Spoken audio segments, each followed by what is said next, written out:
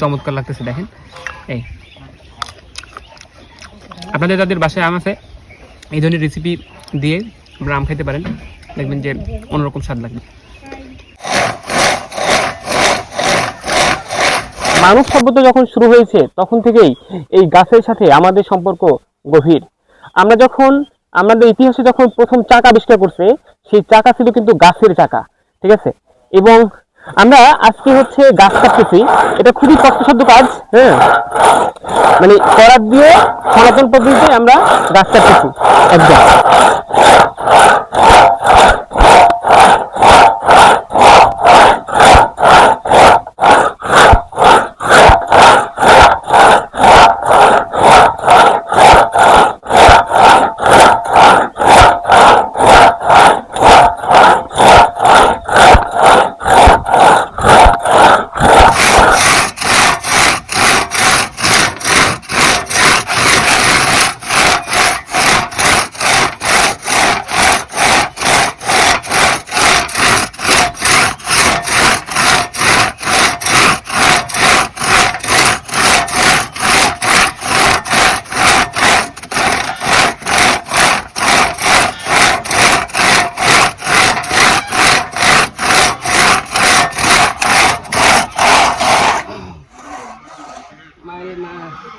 দর্শক দেখতে পাচ্ছেন অর্ধেক কাটা শেষ হয়েছে, এই গাছটার অর্ধেক পরিমাণ কাটা শেষ হওয়ার কারণে এখন করাত দিয়ে এই জায়গাটা কাটতে কষ্ট হচ্ছে দেখে করাত আবার এই দিক থেকে আমরা বসাবো।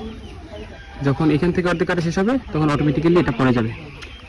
এটা হচ্ছে রেন্ডি গাছ, এটা দিয়ে আমরা কবুতরের ঘর এবং মুরগির ঘর বানাবো। কি চমৎকার গাছটি দেখতে পাচ্ছেন। কাজের ফাঁকে আমাদের নিজেদের গাছের আম খাচ্ছি। নতুন বছরের আমগুলোর সাইজ খুব ছোট, যদিও এটা পরিপক্ক হয় নাই, তারপরেও মানে বেশ খেতে ইচ্ছে করতেছিল। তারপরে লবণ মরিচ দিয়ে এক ধরনের একটা মশলা বানাইছি এবং সেই মশলা দিয়ে আমগুলো খাচ্ছি। বেশ মজা, মানে মজাটা কয়েক কারণে, একটা ক্ষুধার্ত পরিশ্রম করছি, আর ওদের কারণে এর স্বাদটা অনেক গুণ বৃদ্ধি পাচ্ছে। চমৎকার লাগতেছে দেখেন। এই আপনাদের যাদের বাসায় আম আছে এই ধরনের রেসিপি দিয়ে আপনারা আম খেতে পারেন, দেখবেন যে অন্যরকম স্বাদ লাগবে। এখন আমরা ইট বালু দিয়ে ঘরটা তৈরি করি।